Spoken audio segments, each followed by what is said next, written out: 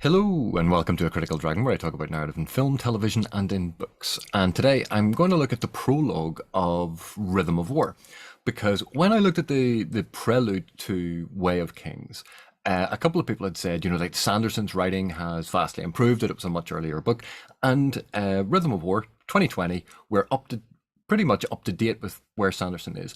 And it's to look at whether or not those stylistic aspects that I sort of identified in The Way of Kings are still here in Rhythm of War, because authors have a style, authors have a voice, and unless they're radically changing it, which some of them do depending on which books or which series or what character perspective that we're with, you can identify stylistic traits.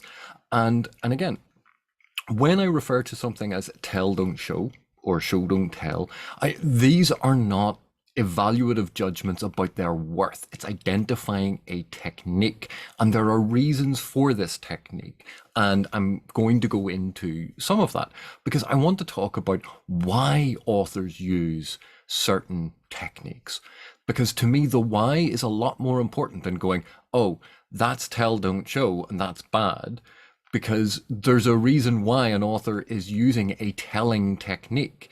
And like all of these things, that reason can be very, very important. So I want to go through the part of this prologue, and I'm not going to go through all of it because obviously it ties into story elements, and I don't want to spoil the series for anyone. So what I am going into here is not going to give away any significant plot points.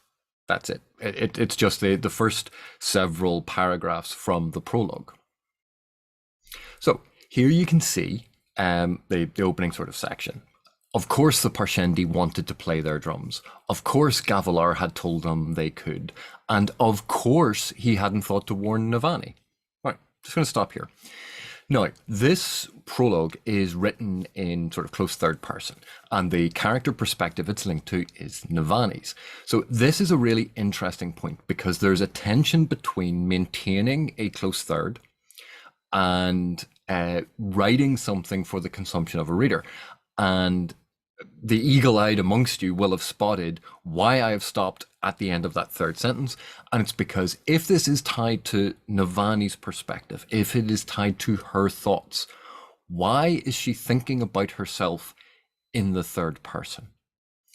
And if we were being very, very strict about the application of close third, because there is a reason for this, if we're being very, very strict about the application of close third, and it's meant to be tied to her thought process, and she is essentially being put in the place of the narrative perspective, it should be, and of course he hadn't thought to warn her.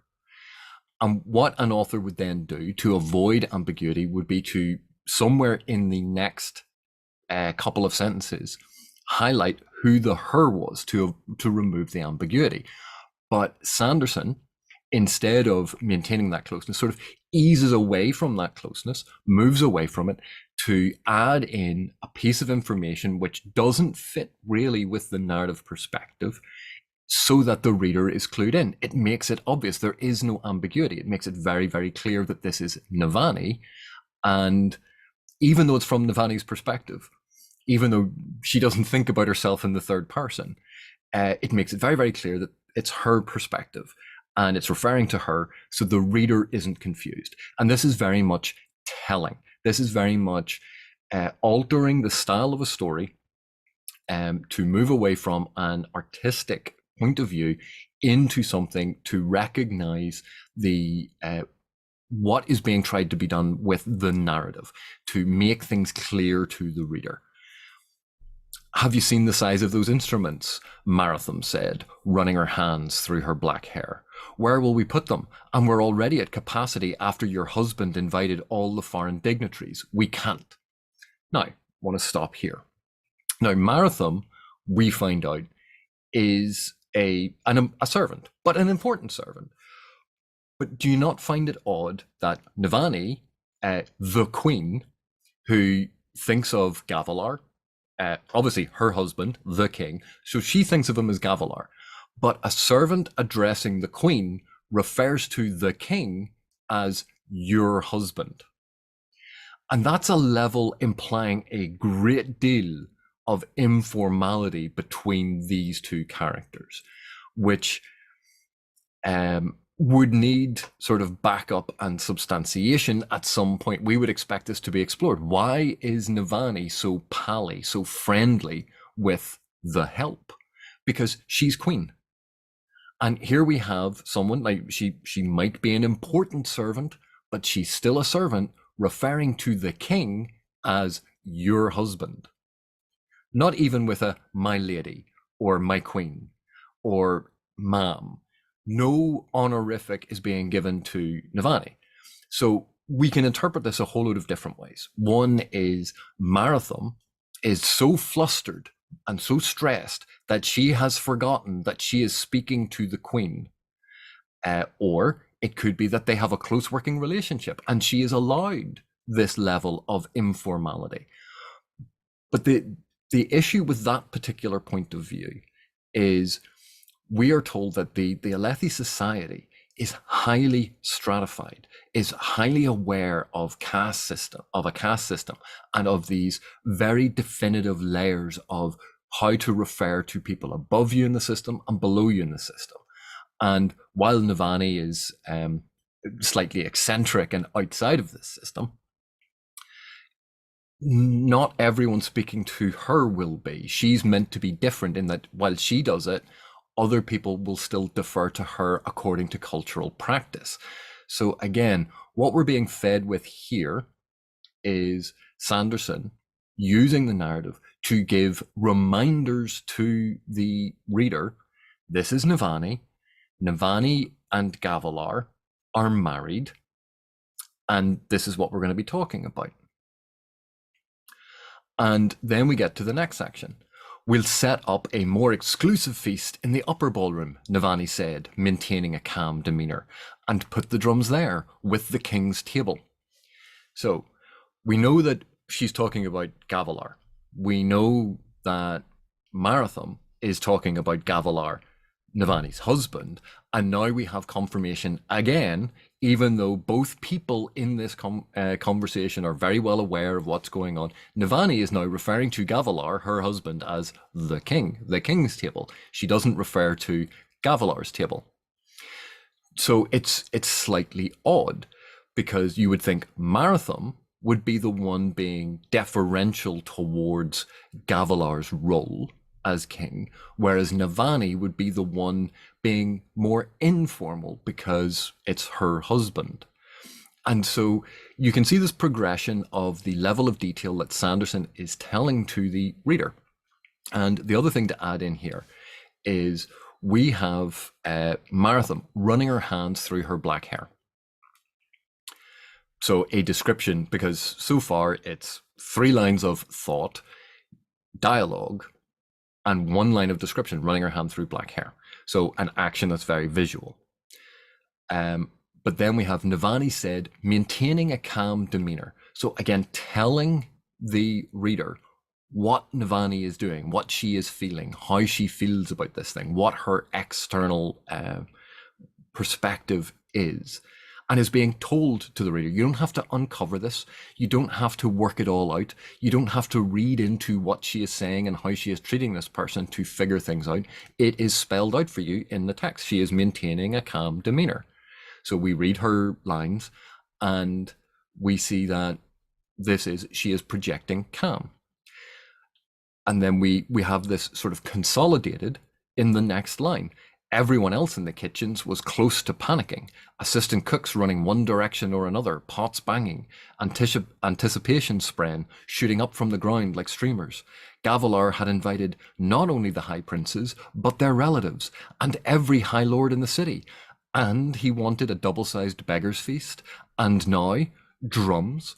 So we can see this wonderful sort of continuation of what we've seen at the start and then echoing back to it again, because it started talking about the drums, and this little section is ending with the drums. And we see it's all about Gavilar not paying attention to the details. He trusts other people or doesn't care and just gets other people to deal with it. He's all about the big ideas. That's, reading into what's here. But what I find interesting is Navani said maintaining a calm demeanor. Do we need this line? We know when we read dialogue, so we have Marathon has said things, she gets interrupted. So we could actually remove the words Navani said, because we don't need that. We know it's going to be Navani talking. And we can also remove the words maintaining a calm demeanor. Now, do we lose any of the detail then? Can we still recognize that Navani is being very calm in the face of this chaos? And I would argue that, yeah, you can, because we'll set up a more exclusive feast in the upper ballroom and put the drums there with the king's table. Everyone else in the kitchens was close to panicking. The implication being everyone else is panicking, but Navani is not. So the information given about maintaining a calm demeanor is actually repeated in the next line with everyone else in the kitchens was close to panicking. We already know Navani is calm. And Sanderson could have chosen to omit that entire line about Navani said, maintaining a calm demeanor. That can be deleted. You still have the sense that Navani has said it. You still, from the following paragraph, pick up that everyone else is panicking. Therefore, the people talking are not panicking. But we know that Marathon is slightly panicking. Therefore, the person not panicking is Navani. All of that is actually in the text without you needing to be told. So what we have here is a telling version of the text, which is emphasizing all of these details, then reiterating them in a different way to ensure the reader doesn't miss them, that everything is overt. And this creates a seamless, very easy to understand style to read. We've already put everyone to work in the lower feast hall! Exclamation mark. Marathon cried. I don't have the staff to set up! Long hyphen. So again, this is one of these things, and it's a very subtle thing. There's an exclamation mark after hall. So you don't need the word cried. Essentially, the exclamation mark and the word cried are doing the same thing. They're all about Marathon's panic. And they're signaling it.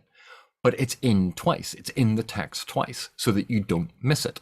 And where we had Navani interrupting her the first time because this woman is clearly panicking and she's putting her hands through her hair in a rushed way, Navani interrupts her again. So we get the sense, without being told these things, that Navani is calm and she's dealing with a panicked servant. There are twice as many soldiers as usual loitering around the palace tonight, Navani said. Again, we know there are two people in this conversation. You don't need Navani said. We can follow that. We'll have them help you set up. Posting extra guards, making a show of force. Gavilar could always be counted on to do that. So again, we've slipped into Navani's thoughts. So we know we are part of, we're in Navani's perspective.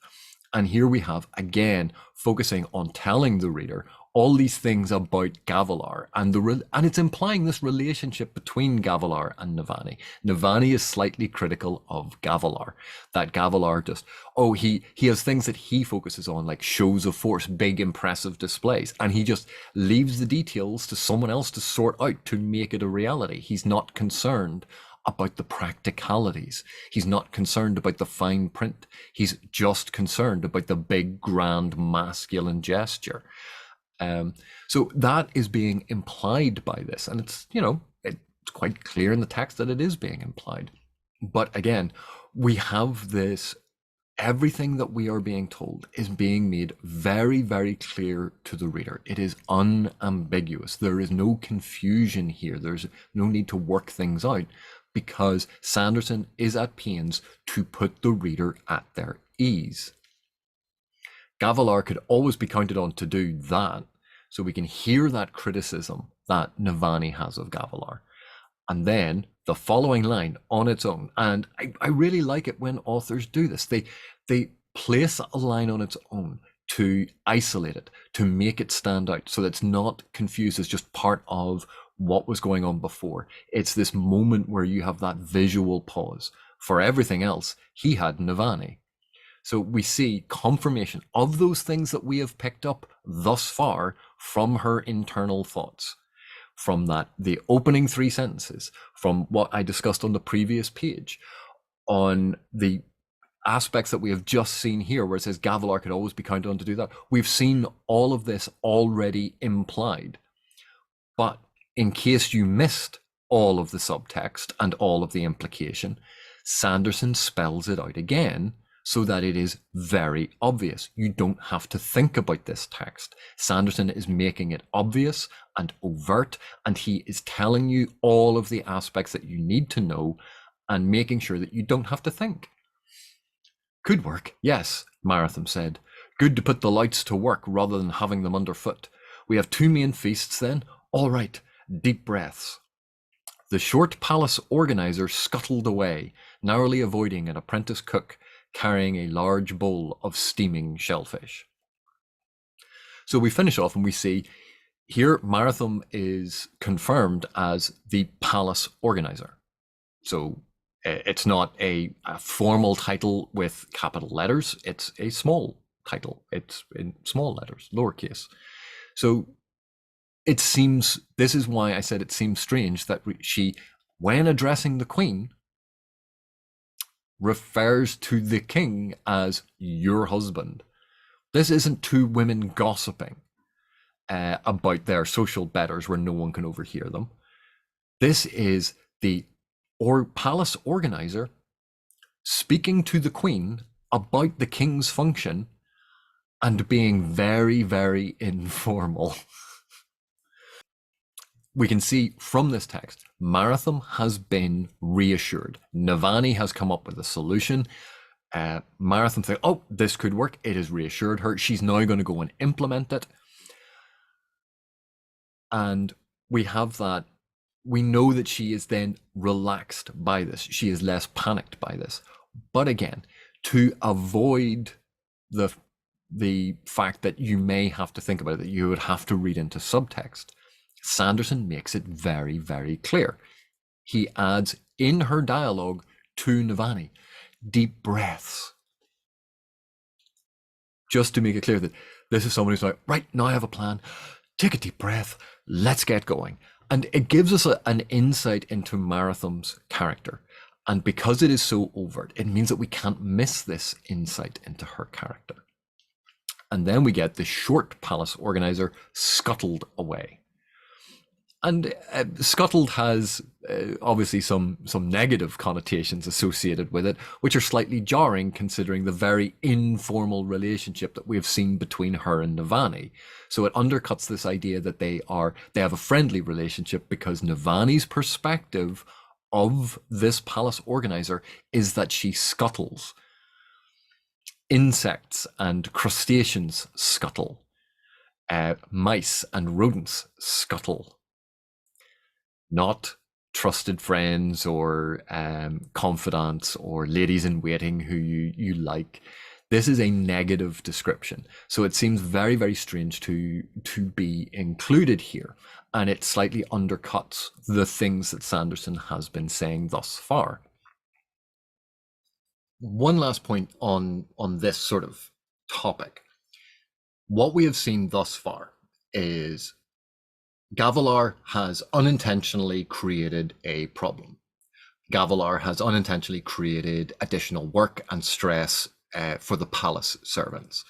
One of the palace servants, the Marathon, the palace organizer, has come to Navani, started relaying a problem. Navani cuts her off and presents a solution. Marathon takes this on board and goes, oh, that might work, but I'm going to... Before she finishes getting to the end of that sentence, Navani cuts her off again and presents a solution to the problem that Marathon hasn't even completed yet. And then what we have is Gavilar could always be counted on to do that. For everything else, he had Navani. So even though we've seen Navani sort of criticize Gavilar for these things and imply that he creates grand gestures and relies on Navani to sort it out, we have then seen someone else come with, how am I going to do this thing that the king wants? And Navani immediately coming up with a solution. When they then raise another issue, she cuts her off and gives another solution. we have seen in the text that Navani solves these problems. It is very revealing about her character. But Sanderson then again is at pains to make sure that you have not missed this, that you have not missed that Navani has sorted out all of these problems, that she is a problem solver, that she is smart, she is intelligent, she is quick thinking, that she is used to cleaning up Gavilar's mess. She is used to finding ways to give life to Gavilar's desires, because we have that line, for everything else he had Navani. Navani stepped aside to let the cook pass. The man nodded in thanks. The staff had long since stopped being nervous when she entered the kitchens. She'd made it clear to them that doing their jobs efficiently was recognition enough. And just want to pause here. So far, everything that we have seen has been visual or auditory. It has been open description or dialogue. Even though it was steaming shellfish, there's no sense of the aroma of them. There's no sense of smell. When Marathon put her hand through her hair, there was no tactile nature to it. It was someone just seeing it. There was no sense of tactile. So this is a very visual, auditory experience. It's replicating seeing and hearing something. It is not immersive. It is not putting you in the situation because it's not appealing to those other senses. So again, this is appealing to that experience that we have of watching TV, of watching films, something that is easily recognizable and very, very familiar to the reader. It's not asking for a level of engagement. This is all about that surface, straightforward. Here are the things that you need to know. Here is the easiest way to visualize it. This makes this text very, very accessible. It doesn't require thought. It doesn't require immersion. It doesn't require the integration of the reader into the text. This is all a story being told to you in the most straightforward, overt way possible. Now, I want to bring up something. She'd made it clear to them that doing their jobs efficiently was recognition enough. Now, there's I think an unintentional ambiguity here. Clearly, it's meant to mean that instead of them stopping to recognize her and offer her some sort of honorific or recognition that she is there, as long as they keep doing their jobs, that's all the recognition she needs. But there's, because of how the sentence is constructed, she'd made it clear to them that doing their jobs efficiently was recognition enough. She doesn't need to recognize them as long as they do their jobs. It's if they don't do their jobs efficiently, then she's going to recognize them and there's going to be a problem. It's a dual structure here that I don't think is implied. I think it is meant to be much more positive and to show Navani in a positive light. But there's this ominous sort of subtext to it that I don't think is intended to be here, because everything so far has been so overt that including covert meaning here would go against the style that seems to be being promoted. Despite the underlying tension, they seem to have things well in hand now, though there had been a scare earlier when they'd found worms in 3 barrels of grain. Thankfully, Bright Lord Amaran had stores for his men, and Navani had been able to pry them out of his grip. For now, with the extra cooks they'd borrowed from the monastery, they might actually be able to feed all the people Gavilar had invited. So, if you had not missed that Gavilar has invited a whole bunch of extra people and thrown the palace into panic, and that Navani has had to do everything to come in to sort all of this out, we again have this being emphasized all in a paragraph, all on its own. In case you missed that subtext, in case you missed all of those aspects, it is being spelled out here. You can't miss this information. Sanderson is making sure it is clear and unambiguous, and that everything that you were meant to glean from that previous interaction has now been summarized once that action has ended. We had the action of the dialogue and the exchange, and now we have it being explained to us. So that's what we're seeing in this paragraph. And we see additional details added to it, so it's not quite as blatant or overt as Well, now that that's happened, let me explain it to you. It's been integrated into the description because this is Navani. This is all framed as Navani thinking about things. But what's interesting is we were told everyone was in a panic, and now they seem to have things well in hand now. No time has passed. And we've gone from everyone was in a panic apart from Navani to, despite the underlying tension, so no overt and overlaying tension, they seem to have things well in hand. But that contradicts what we were just told about 3 paragraphs ago. But we've moved on with the story. This isn't about creating a consistent scene. This is about recapping and emphasizing what the plot sort of dictates where we're going to move from. So we're saying that this is not about creating an immersive environment to give the reader that experience of being there. This is about moving through plot events, describing them to the reader, and telling them what they're meant to pick up from it. Thankfully, Bright Lord Amaran had stores for his men, and Navani had been able to pry them out of his grip. So we see that this is emphasizing qualities about Navani, things that she has to do. And there are reasons for this being emphasized that obviously crop up in the main text that we're not discussing.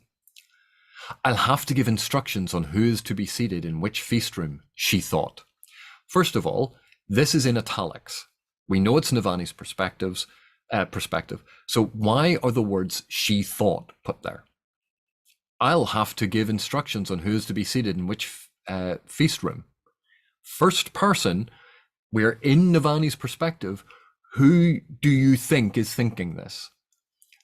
The words she thought are to make it clear if you cannot see the italics and don't know how to read what italics mean. And you haven't picked up on this is a third person narration and the perspective character that we're tied into is now thinking in first person. If you haven't picked up on that, the cue and the clue she thought is added in to make it absolutely overt. She thought, slipping out of the kitchens and into the palace gardens, and leave some extra space in both. Who knows who else might show up with an invitation? And again, now that it's been established that this is Navani thinking, we slip into italics again. So it's not being emphasized here because it's already just been emphasized. And we know that it's she thought as she's leaving the kitchens and into the palace gardens. Now, what's interesting is I'll have to give instructions on who's to be seated in which feast room and leave some extra room or extra space in both. Who knows who else might show up with an invitation? We have 2 lines in italics, which are meant to be obviously her internal monologue, her internal thoughts, but that line, and leave some extra space in both, is also meant to be part of her internal monologue, and it's not because it's part of the general narration because the narration is tied to the third person perspective, therefore you should already be reading it. So it's interesting that there's this contradiction between what seems to be her internal thoughts, other things that are clearly her internal thoughts because they're written from that perspective with her intonation and her point of view. And we have this movement between them both. And it's slightly confused as to why that is going on when there are basically 2 different conventions at play that are not necessarily mutually exclusive, but working against each other. She hiked up through the gardens towards the side doors of the palace. She'd be less in the way and wouldn't have to dodge servants if she took this path. So just to pause here for a second, she hiked up through the gardens. Hiked is a very odd word to be using for Navani. Navani, the queen, dressed in a relatively courtly garb, one would assume, is hiking through the garden. Now, she could have been striding purposefully. You know, there are lots of ways that you could describe that, but for some reason, hiking. And hiking seems to go against not only Navani's character as a lady, as the queen, as someone in control of this situation. It seems to suggest this travel through wilderness, and these are palace gardens. It's a very odd word to be using here. But she hiked up through the gardens towards the side doors of the palace. So she's left the kitchen, she's cutting through the gardens, she's going back into the palace. You know, right? She'd be less in the way and wouldn't have to dodge servants if she took this path. And again, We have her leaving the crowded kitchen and the hustle and bustle, moving out into the garden to go to the side door to the palace. We already know that the reason that she must be doing this is to take a shortcut of some kind, or, we don't need it spelled out. But in case we don't, Sanderson obviously doesn't want that ambiguity. So instead of leaving space in the narrative for the reader to guess at Navani's reasons for doing this, Sanderson spells it out. Nothing is left to chance here. Nothing is left to the reader's sort of imagination. All essential information is being told to you. As she walked, she scanned to make certain all the lanterns were in place. Though the sun hadn't yet set, she wanted the Colonnar Palace to shine brightly tonight. And this is kind of, in part revealing her sort of pride in doing a job well done and making sure things are right and making sure everything is set up properly. It is revealing, it's a little character moment about Navani. And it's not being spelled out. You're meant to sort of take this in as she solves problems. She makes sure things are done. She takes care of the little things so that Gavilar's grand gestures work the way that he wants. And he doesn't realize the level of detail that is necessary to pull this off. He doesn't understand the amount of work that other people have to do to make his dreams a reality. And it's quite a nice sort of little piece. But again, it is to make sure all the lanterns were in place. Even though though the sun hadn't yet set, she wanted the Colonnar Palace to shine brightly tonight. It is making it very overt and very clear why she is doing something. Why is she doing it? Nothing is ambiguous. It is all told to us. Then we have, wait, was that Aesudan? So again, the wait, we're with her mind, we're in her internal monologue. Was that Aesudan, her daughter-in-law, Elhokar's wife? Now, I want you just to pause for a second here. Here is Navani.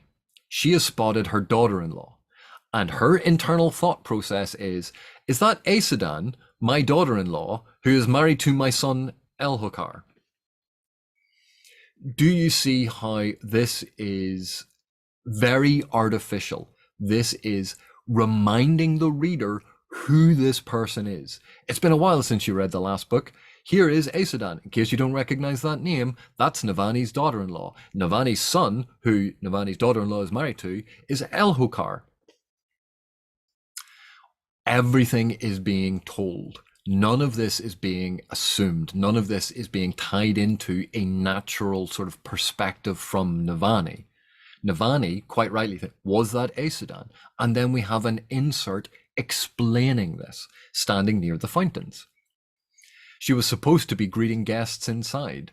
The slender woman wore her long hair in a bun lit by a gemstone of each shade. So, again, think about this. Navani, after sorting out a problem with the cooks, is taking this shortcut through the gardens, looks across and goes, oh, there's my daughter-in-law. She's wearing her long hair in a bun lit by a gemstone of each shade. That's what Navani notices. When Navani notices that her daughter-in-law, who is meant to be inside greeting guests on behalf of the family, the first thing that she notices is how she's wearing her long hair in a bun. And again, this is not a natural thing for Navani to be noticing. This is a very artificial thing. The reason it is there is to provide physical description so that the reader has some idea of how to picture her. And again, this is making everything very everything very overt, everything very clear and unambiguous to the reader. All those colors were gaudy together. Navani preferred a few simple stones themed to one color. But it did make Aesudan stand out as she chatted with two elderly Ardens. So all those colors were gaudy together. We know that's what Navani is thinking. But in case we didn't pick up on that subtext, we then have Navani preferred a few simple stones themed to one color. So she looks at someone with multicolors and says, that's gaudy.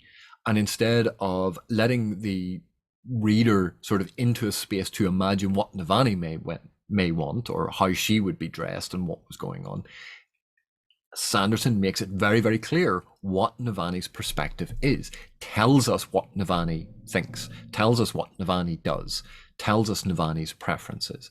None of this is using the description to create characterization. This is simply telling you stuff about the character.